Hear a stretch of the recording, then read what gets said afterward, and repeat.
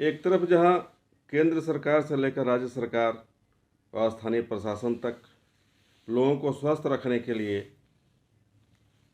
करोड़ों रुपये का खर्च किया जा रहा है, वहीं स्वास्थ्य विभाग के कर्मियों की लापरवाही कहें या फिर उनकी अदूरदर्शिता कहें या उन्हें उनके पैसों की लालच कहें के कारण मरीजों को काफ़ी नुकसान उठाना पड़ता है।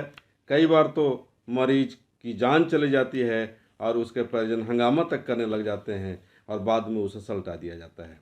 लेकिन क्या हंगामा करने व मामले को सल्टा देने से जिनकी जान चली गई है इलाज के दौरान, क्या वो लौट कर आएंगे? नहीं आएंगे। ऐसी स्थिति में स्वास्थ्य विभाग के कर्मियों को बेहतर तरीके से लापरवाही न बरतते हुए उन्हें मरीजों की इलाज करनी चाहिए, लेकिन ऐसा नहीं होता है। हम बात कर रहे हैं गिरिडीह के चैताटी में SNCU की, जहां नवजात बच्चों की देखभाल के लिए सरकार की तरफ से करोड़ों रुपए का भवन अलग बना करके रखा गया। वहां चिकित्सकों की नियुक्ति की गई, नर्स की नियुक्ति की गई, तमाम सुविधाएं उपलब्ध कराई गई। इसके बाद भी वहां के कुछ कर्मियों के कारण या यूं कहें कि उनके पैसे की लालच के कारण वो यहाँ मरीजों को रहने नहीं देते या फिर इलाज के क्रम में बच्चे दम तोड़ देते हैं। कई बार तो ऐसा होता है कि महिला भी दम तोड़ देती है। हाल ही में एक बात करें, गर्भवती महिला 22 वर्षीय पी टांड़ निवासी ललकी टांड़ की, जिसका नाम लीलावती देवी है, उसकी मौत हो जाती है इलाज के दौरान। और इलाज के दौरान जब मौत हो जाती है तो देखिए यहाँ पर किस विडंबना और किस स्थिति से लोग गुजरता है कि मौत के बाद नर्स रेफर कागज बनाती है और रेफर कागज बना करके उसके परिजनों को सौंप देती है कि इसे आप PMCH धनबाद के लिए रेफर कर दिया गया है, आप उसे ले जाओ। अब आप बताएं कि क्या वह मरने के बाद उस मरीज को ले जा करके वहाँ क्या करेगा, उसका परिजन क्या करेगा? नमस्कार, मैं सत्येंद्र कुमार सिंह SNS 24 न्यूज़ में आपका स्वागत करता हूँ। मैं ये बात कर रहा हूँ SNCU गिरिडीह की। SNCU गिरिडीह में जब महिला की मौत हो गई उसके बाद रेफर कागज बना दिया गया। नतीजतन वहाँ के जो भी उसके परिजन थे उनके परिजनों ने जमकर हंगामा शुरू कर दिया। और जब हंगामा होने लगा तो हंगामे के बाद पुलिस आई और पुलिस को मामले को शांत करा दिया। चलिए, पुलिस तो मामले को शांत करा दिया। यह केवल यहाँ की बात नहीं है। Private nursing home Dhanbad, Ashrafi अस्पताल जो काफ़ी नामी गिरामी है और वहाँ बताया जाता है कि यहाँ कोई भी मरीज, किसी भी मरीज का इलाज बहुत ही बेहतर तरीके से होता है। लेकिन यहाँ भी एक आरोप लगाते हैं मरीज के मौत होने के बाद। और गुलजार बाग निवासी हैं मोहम्मद सरफराज, इनकी मौत हो जाती है इलाज के दौरान मौत हो गई। और मौत होने के बाद यह कहा गया कि इनकी मौत हो गई है, अब इसे कहीं और आप ले जाइए। लेकिन सरफराज के परिजन का कहना है कि ऐसा नहीं है। यहाँ की लापरवाही, यहाँ की व्यवस्था की लापरवाही के कारण उसकी मौत हो गई है और परिजन जमकर लोगों ने हंगामा किया। परिजनों के हंगामा के कारण बवाल काटा तो स्थानीय थाने की पुलिस वहाँ पहुंची और पहुंचकर मामले को शांत करा दिया। तो क्या हम यह मान के चलें या लोग यह मान के चलें कि हर एक मरीज की मृत्यु के बाद उसके परिजन बवाल काटें, फिर हंगामा हो, फिर पुलिस आए और उसे मामले को शांत करा दे? इससे क्या होगा? क्या इससे लोगों को लाभ मिलेगा? नहीं मिलेगा। ये इस सप्ताह की प्रमुख घटना है और इस घटना के कारण लोगों को स्वास्थ्य विभाग से भरोसा उठने लगा है। अब हम बात कर रहे हैं पुलिस की। पुलिस की कार्यप्रणाली भी बहुत बेहतर नहीं है।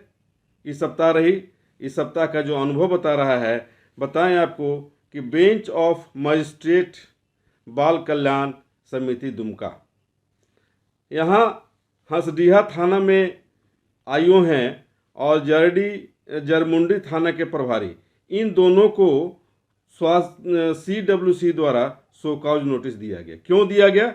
इन लोगों ने एक क्या है कि हंसडीहा थाना में जो आईओ थे और जो उनको रिपोर्ट देनी थी, उन्होंने रिपोर्ट देना तो छोड़ दीजिए, नाबालिग बच्ची को 4 दिनों तक अपने कस्टडी में रखा। थाने में 4 दिनों तक अपने कस्टडी में रखा, ना कोई रिपोर्ट, ना कोई एफआईआर, ना कुछ नहीं, कोई पुलिस से कार्रवाई नहीं। क्या पुलिस को यह अधिकार है कि नाबालिग बच्ची को थाने में आप रखें बगैर किसी कारण के या बगैर उस पर कोई रिपोर्ट के? अगर आपने तो रख लिया तो उस पर निश्चित तौर पे रिपोर्ट करनी चाहिए या आप केस कर दीजिए, जो करना है करिए, लेकिन कार्रवाई होनी चाहिए।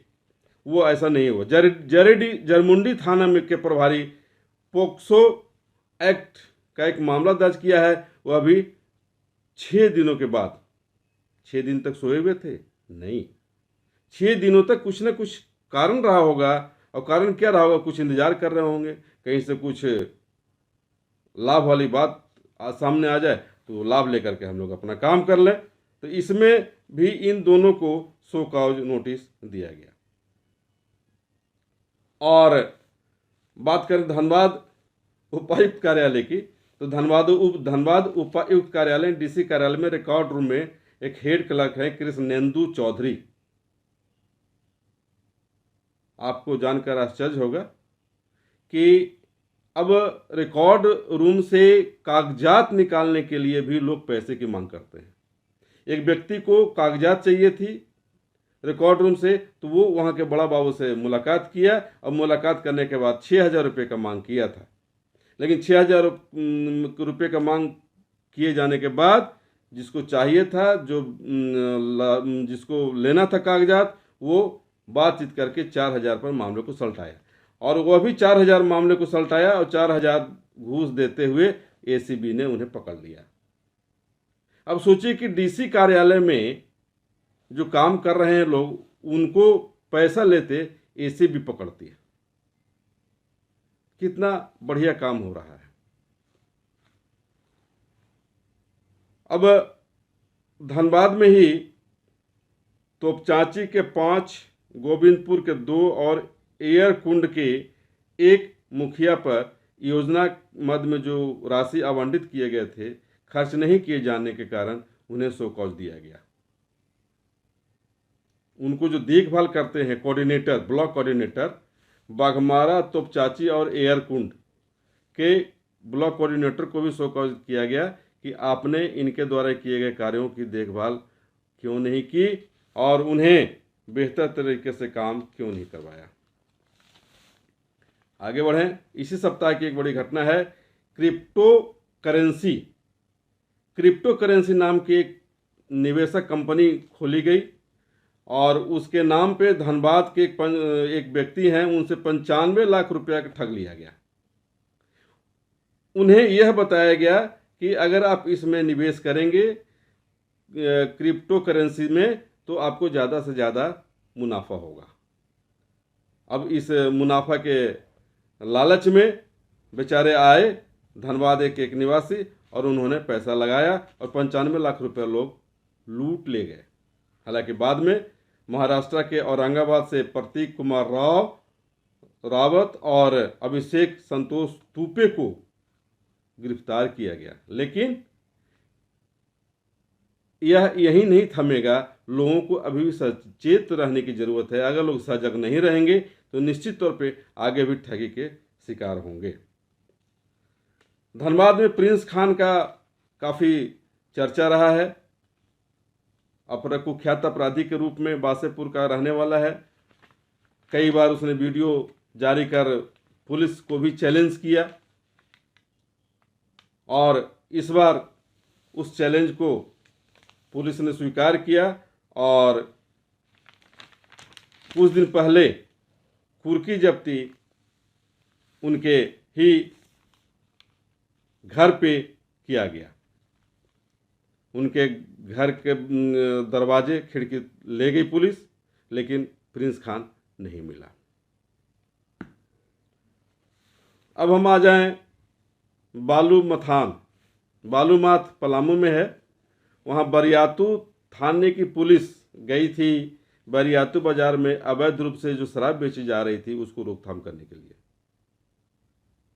लेकिन अवैध काम करने वाले का इस कदर मनोबल बढ़ा हुआ है कि वह पुलिस पर ही पत्थरबाजी शुरू कर दिया, अवैध कारोबार करने वाले लोग। और जब पुलिस पर पत्थरबाजी हुई तो चूंकि संख्या बल उनकी कम थी तो पुलिस वहां से भाग गई। हालांकि बाद में फिर पुलिस की टीम वहां पहुंची और उन लोगों को पकड़ने के लिए और उन लोगों को गिरफ्तार करने का प्रयास किया, लेकिन एक भी वहां उसके हाथ नहीं लगे पुलिस के, और सभी के सभी लोग फरार हो गए।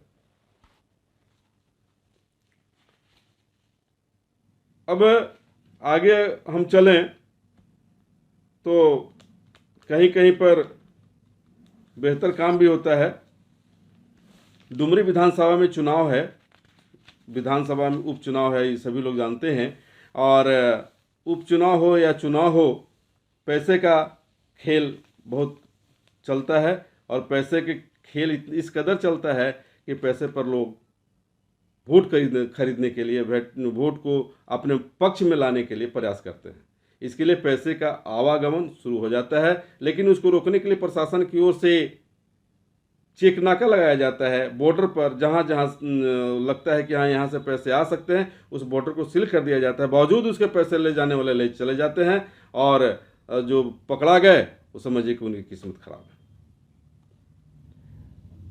1,40,000 और 1,10,000 करके तीन बार पकड़ाया। एस्थेटिक सर्विलांस टीम ने पकड़ा है पैसे को, और जिस पैसे को जिस वाहन से पकड़ा गया है उस वाहन में जो सवार थे उन लोगों ने स्वीकारा भी नहीं कि पैसे किसका है, कहाँ है, क्या जाएगा। उन लोगों ने पूरा डिटेल नहीं दिया, इसलिए उन लोगों को गिरफ्तार तो कर लिया गया, लेकिन अभी तक क्या कार्रवाई की गई इसकी सूचना नहीं है। हम बात करें रांची के और मांझी थाना में एक मामला ऐसा आया है कि आपको भी सुनकर बड़ी हंसी आएगी, और मामला भी हंसने की भी नहीं है। ये बहुत ही दुखद बात है कि वहाँ सुअर चराने को लेकर के दो परिवार आपस में भिड़ गए। सुअर चराने को लेकर के दो लोग आपस में भिड़ गए, और भिड़ ही नहीं गए, दो परिवार के लोग, मारपीट हुई, और मारपीट में 3 लोगों की मौत हो गई। मरने वालों में ज्ञानेश्वर बेड़िया, सरिता देवी और संजू देवी शामिल हैं। अब बताइए कि जहां सुअर चराने को लेकर के मारपीट हो जाए जिस गांव में, उस गांव में थोड़ी शिक्षा तो होनी चाहिए। शिक्षित लोग शायद ऐसा नहीं करें, और शिक्षित क्यों नहीं हैं वहाँ के लोग, अब वहाँ के लोग जाने। हालांकि सरकार की तरफ से काफ़ी प्रयास किया जा रहा है कि भाई इसको तमाम क्षेत्र के लोगों को शिक्षित किया जाए, लेकिन ऐसा कुछ दिख नहीं रहा है, और दिखता भी तो ऐसा इस तरह की घटना नहीं होती। हालांकि बाद में पुलिस ने आधा दर्जन लोगों को हिरासत में लेकर के पूछताछ भी शुरू कर दी। अब आज के ज़माने में बताएं कि एक अलग तरह की घटना है, लोहरदगा में घटी, सेन्हा थाना में, बरही एक गांव है। वहाँ चिकन व्यापारी किसी को चिकन दिया था 1 साल पहले, 2,000 रुपये बकाया था। बजरंग बैठा थे चिकन व्यवसायी, चिकन के एवज में 2,000 रुपये उन्हें देने थे छेदिया उरांव और घमरू उरांव को, लेकिन 1 साल से पैसा नहीं मिला। जब वो पैसा मांगने गया तो उन सब ने मिल करके इनके साथ मारपीट किया, और मारपीट ही नहीं किया बल्कि इसकी हत्या भी कर दी। मतलब समझ लीजिए कि उधारी देना भी आज के समय में कितना बेहतर है और कितना खराब है। उधारी देने से पहले एक बार जरूर आप सोचें। हम बात करें गिरिडीह के सोनबाद इलाके में। सोनबाद एक गांव है बेंगाबाद थाना में। वहां एक कुएं में 13 वर्षीय छात्रा की 100 बरामद की गई है। वह बच्ची उसी गांव के अरविंद सिंह की पुत्री है।